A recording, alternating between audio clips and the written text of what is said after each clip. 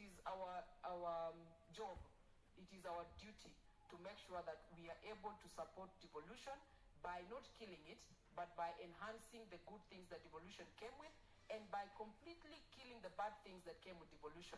Part of the ways that we are able to kill the bad things that came with devolution is by making sure that we are progressive in amendments of the laws, in amendments of the bills that are actually anchoring devolution altogether. So, Honorable Speaker, I do support this amendment, and I appreciate the Honorable Member, Torotich, for being this progressive to be able to bring this. And I can assure you, Honorable Speaker, if anyone has a doubt that when I become the governor for Nandi, the third one in 2027, this will happen, they should know that I will not change my ways, and I will make sure that I do the right thing, because I'm a supporter of devolution, and devolution can work. Devolution is actually the God-sent agent for the people of Kenya, so that they can be able to get services from the lowest level, that is the village administration, Honorable Speaker. So I do support this, Honorable Speaker.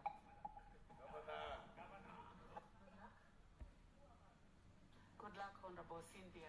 Good luck. The Honorable Rindikiri will be the last one on this.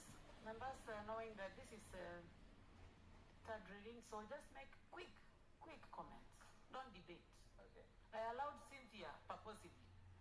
I knew how she was going to end. So I was just waiting for her to make the right comments for herself. So please don't take the Cynthia away. Thank you, Madam Speaker.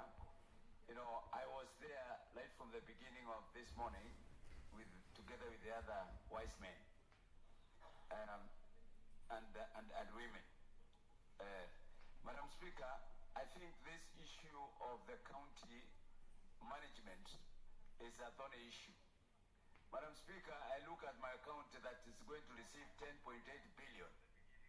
And out of that 20.8 billion, 75% will go towards recurrent expenditures, leaving very limited amount for development.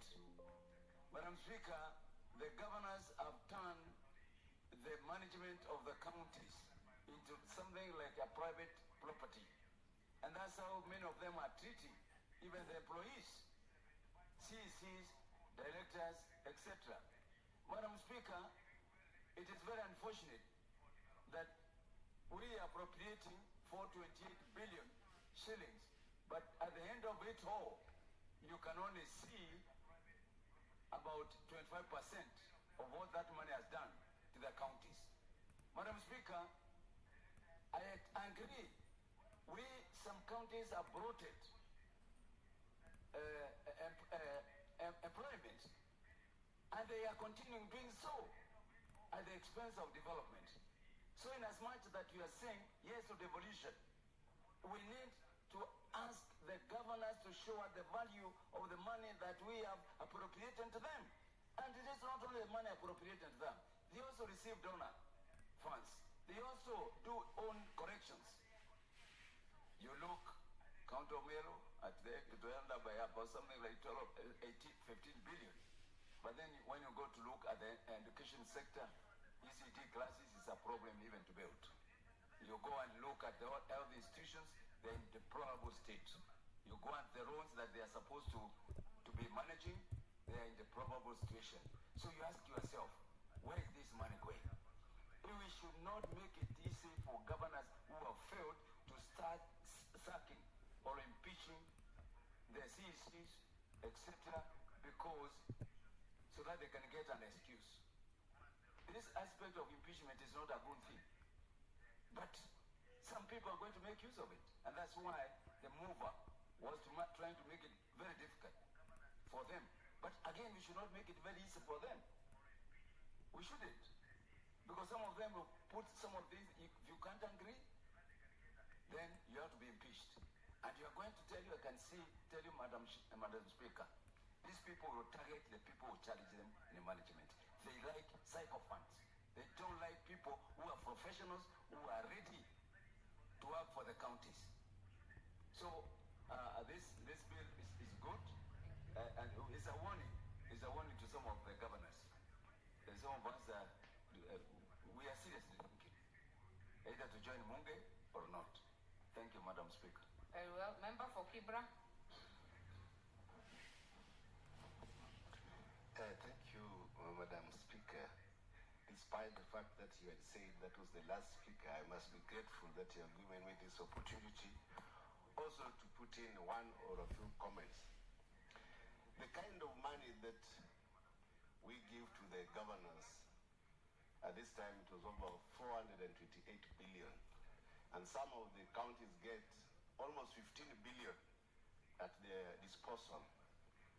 I think in the future, the profile and the kind of governors that we choose, we need to have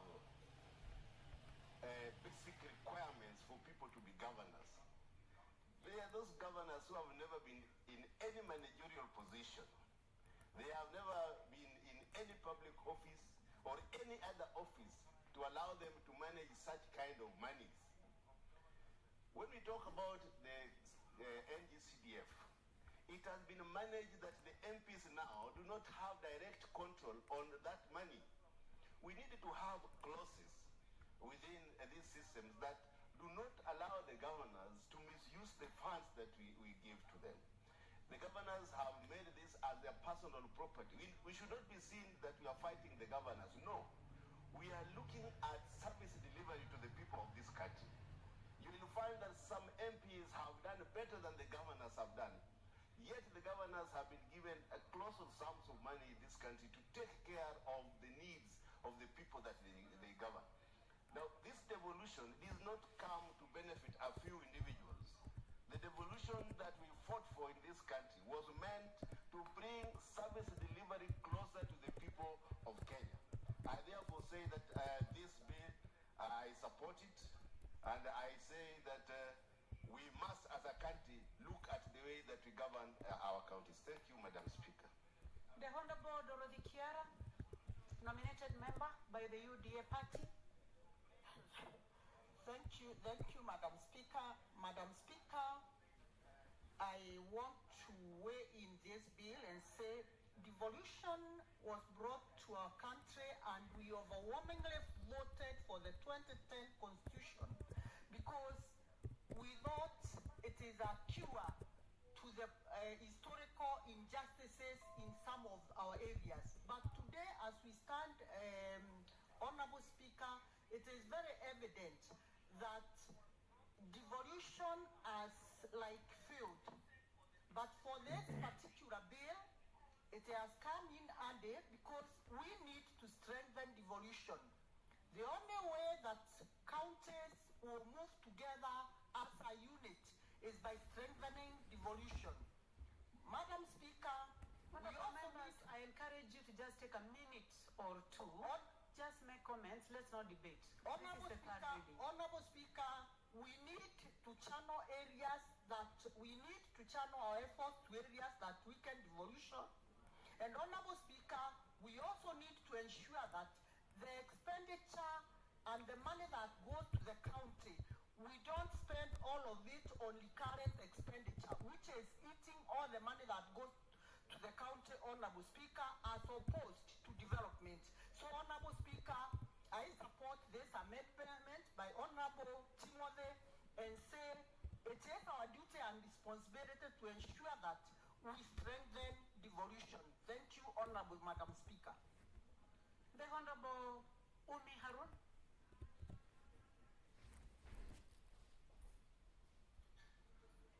Thank you, Madam Speaker, for giving me the opportunity to also contribute to this particular amendment and to congratulate Honorable Timothy. I support this amendment because the drafters of the Constitution had a very good vision when they brought the concept of devolution, but that did not include governors who would twist and corrupt the resources that are available to them. I hope this bill will also not create emboldened CECs and that it will allow them to do their work diligently. Madam Speaker, I come from a region where devolution has helped in developing so many things, but we still have the problem of corruption. So I hope that this will provide the proper oversight and the support that the CECs need, and that the county assemblies will also be able to do their job very well. So I want to thank the Honourable Member, and I support this particular amendment. Thank you. The Honourable Toray Teach.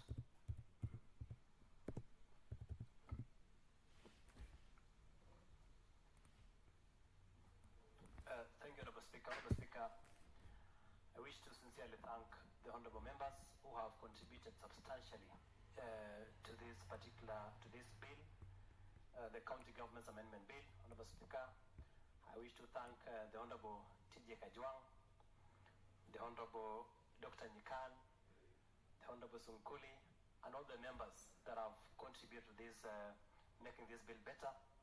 Honorable Speaker, it is my sincere prayer that the people of Marakwet West will give me a second term so that I can bring more bills to this House. Honorable Speaker, thank you so much. Thank you, Honorable Reitich. Honorable Reitich, you know I've been in this House, this is my third term. And I want to tell you that I've seen you doing something right. And you know the right thing that you have been doing. You continue doing it. I hope the people have seen and they'll give you a second term. Honorable members, before I put the question, I would like to welcome our visitors seated in the public gallery this morning. We have students from Providence Academy, from Kasarani constituency, Nairobi County. Students from Kageraini Secondary School, Kinangop constituency, Nyandarua County. Students from Ngamwa School, Mukurweini constituency, Nyeri County.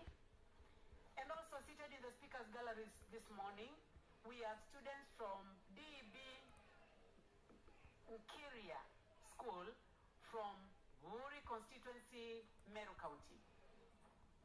I take this opportunity to welcome you to Parliament, and on behalf of Parliament, I would like to ask the member for Wuri to welcome you. I'll also give a chance to the Honorable Kajwang, TJ. Thank you, Madam Speaker. After him. Thank you, Madam Speaker. I want to take this opportunity to welcome all students from the various schools that you have mentioned, and specifically the school of Nkiria, DB, from Bori West of Bori constituency. Madam Speaker, this school is one of the largest schools that we have in a very remote area of our constituency. And as you can see, they are very determined. It's one of the best performing schools in that region. I want to tell all the students, welcome to Parliament. This is where the laws are made. This is where your member of Parliament sits. This is where we make laws for this country. This is where we make the election on which the government, on how government is going to operate. I want to congratulate all the students who have come and tell them you're going to learn quite a lot. Please don't be on a hurry to learn and to see and to interact with the parliamentary environment. Madam Speaker, this is cool. This is cool. The parents in Kiria Primary School, the parents, the product of their fathers who are workers in the forest. And for them to reach here, I think it's a very important occasion for them. So I want to encourage you, please, some of you become members of Parliament, some of you become MCAs, some of you become doctors, some of you become engineers. Please work very hard. Finally, please, school is the factory of growth. Don't take advantage of the school to ban the schools, to execute a lot of disciplinary activities. I know this school on Kiria, you are very well disciplined, and we expect to see you through successfully in your life. I thank you, Madam Speaker. Thank you very much. Those comments are meant for all the schools seated in the public and also in the speakers gallery. The Honorable Kajwang, I would like to give you an opportunity to welcome students also from Nairobi and the others. But before you continue, I realize that members were wondering why I said that the Honorable TJ is a trained speaker. For your information, in the 11th Parliament, the member for Ruaraka was a member of the speakers panel, and he did a wonderful job. So please go ahead and welcome students. Thank you so much, Madam Speaker, for those kind words. I was a presiding officer until I blew the whistle. And I've learned all these terms. And I think Honorable Timothy you should learn the good things here. Don't blow a whistle. If you blow a whistle on a sitting president, you can be in trouble.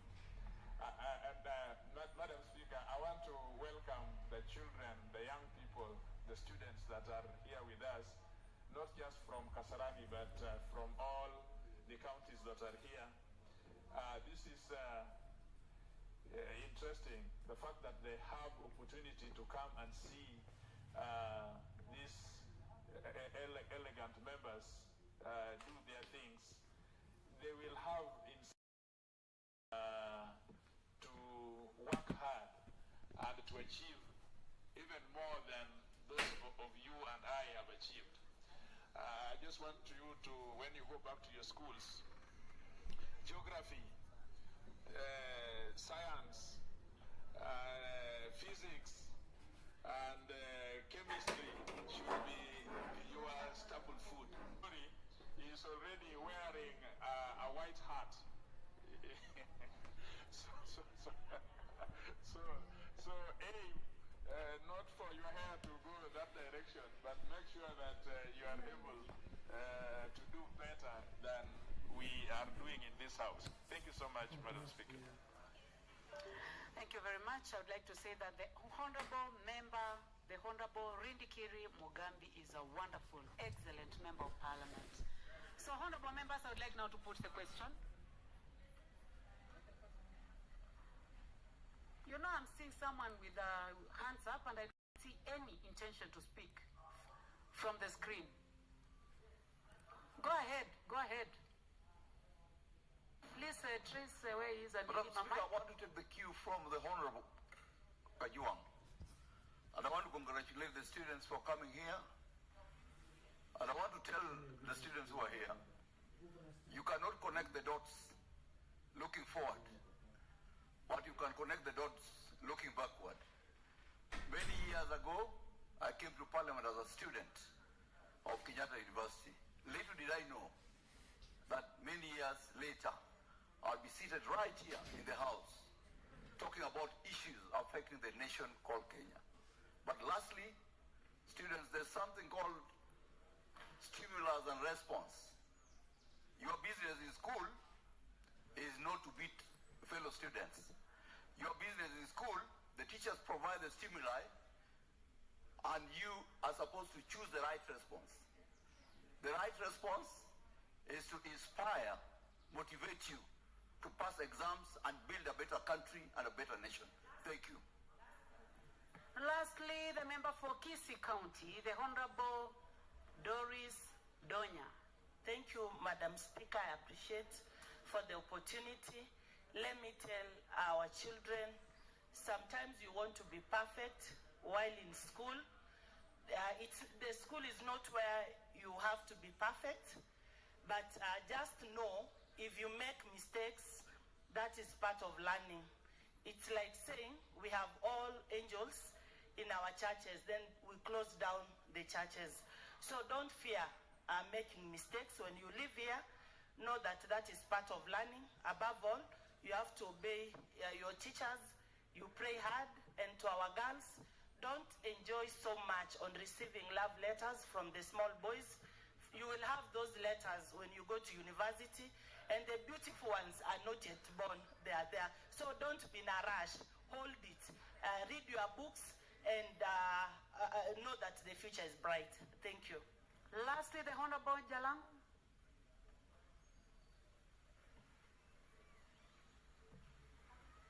Thank you so much, Madam Speaker. May I also take this opportunity mostly to welcome all the students, and in a special way, the students from Kasarani, Nairobi County. But you hear we have students from all over, as far as Meru, far as Kisumu, wherever you are. Mine is just to tell you that it doesn't matter which school you are in. It doesn't matter that you had to travel to be here today. It doesn't matter how rural a school may be or how much infrastructure a school might have.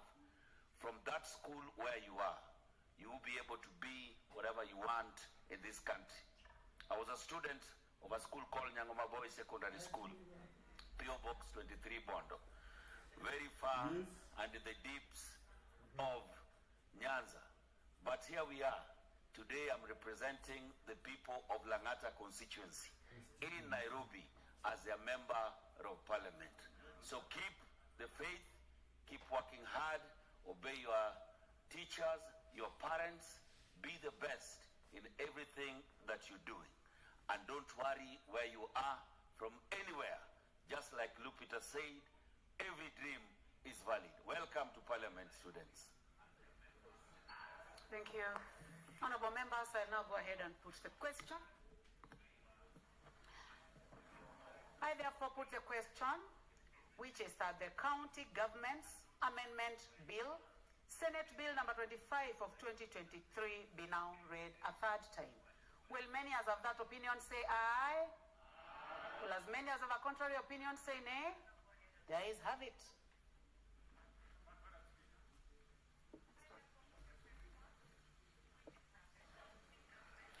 A bill for an act of parliament to amend the County Government Act to increase the threshold for removal of a member of a county executive committee and for connected purposes.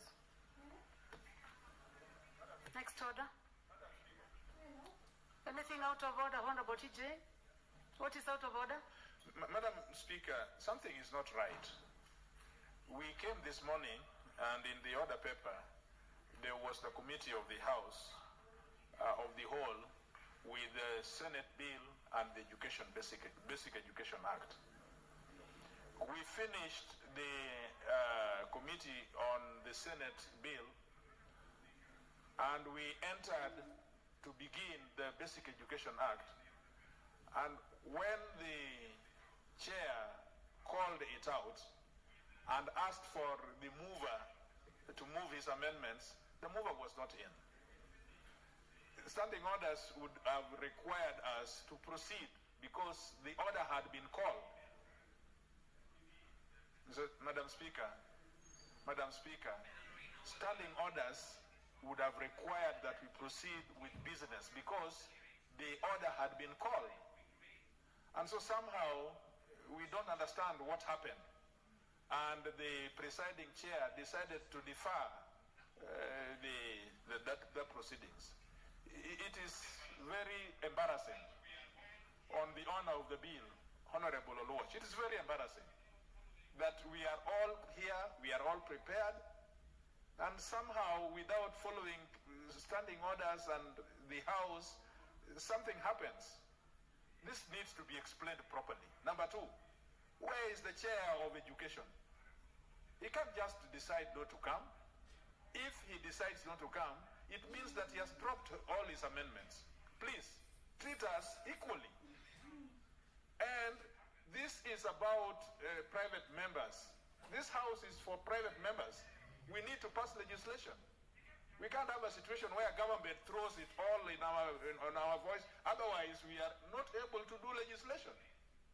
So, Madam Speaker, I call for a reasoned explanation from the presiding chair and why she did not follow the standing orders and why we find ourselves in a very embarrassing position as we are.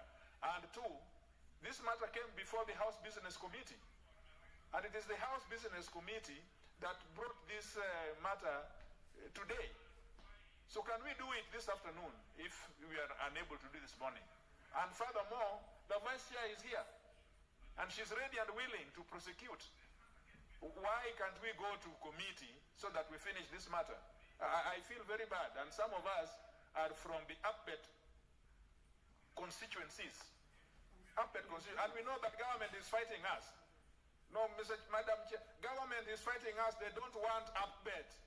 They just want to do things the way they want. We are forcing them. But we will force them because this is the legislative house. I think you have made your point. You want to ride on the same? I wanted to respond to him first, then I can give you a chance because this concerns you. Yes. So just take your seat first of all because...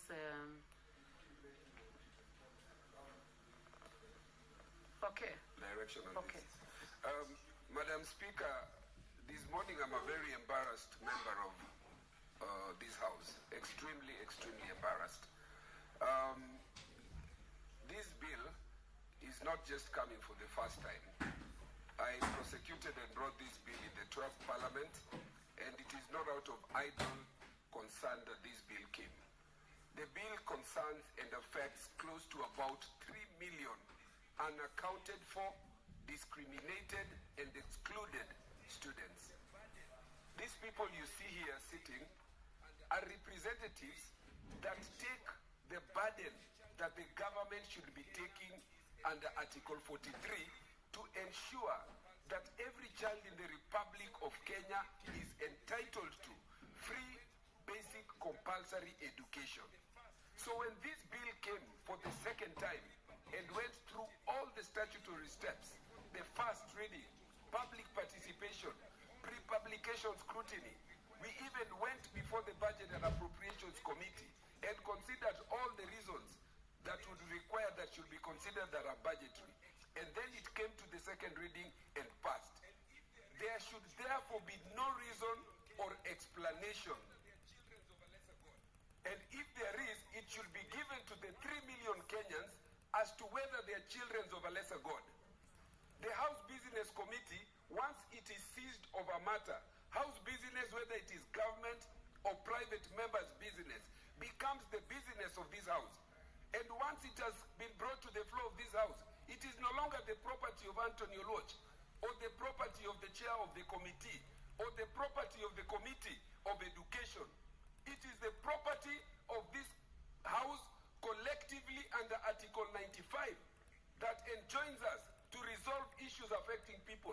This issue is affecting 3 million Kenyans. And if there's a reason why these children don't belong to this country, we should be told.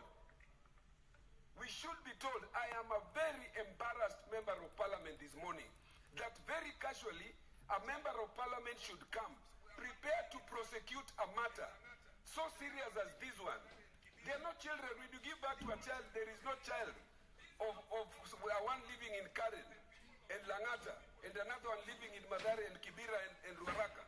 They are all children of Kenya. This House owes an apology to the people of Kenya and the people in these constituencies. This matter requires a considered ruling of the Speaker under why and for what reason a matter should be stood down. If a member is not here, it should be dropped. We demand a considered ruling of the Speaker this afternoon and a reinstatement of this matter. These children have been discriminated for how many years? Since the Constitution 2010. One more day of their discrimination, even up to 29th when this matter is being deferred, is a day too long. I am very, very embarrassed today.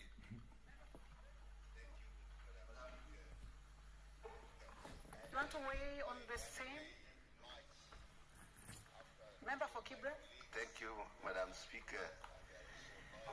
I really want to weigh much after two of my colleagues who are ranked members and they are also lawyers have spoken. But because I represent Kibra constituency, where we have the majority of the upward schools in this country.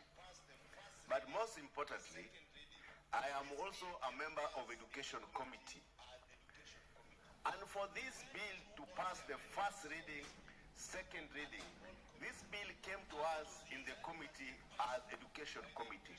We went through all the amendments of this bill as a whole committee, and it was unanimously passed by the Education Committee, and that is why it came to the floor of this House. Because it is a money bill, it went to the Budget Committee, which also passed the bill. It went to the Business Committee, and it was now brought for third reading in this House. After it has passed the first reading, second reading, and now the third reading. And this is now a committee of the whole House. Now, this bill now does not belong to Education Committee. The bill now becomes the bill of the House. And as I say, my colleague is very annoyed. We are all annoyed because the procedures are not being followed. When the bill has been called out, then we need to debate and we need to go on with the bill irrespective whether the chairman of the committee is present or not present. I am also a member of the Education Committee, and I stand in. When the chairman is not there, the vice chairman is here, we are also here. There is no reason why this should be deferred to a later date. And as my colleagues have said, it needs a weighing decision from the chair so that we know why this bill cannot be. Thank you, Madam Speaker. So, honorable members, I think the three members have made their point. First of all, the honorable chair, the one who was chairing the committee of the whole house, consulted with the honorable Oluoch before the decision was made.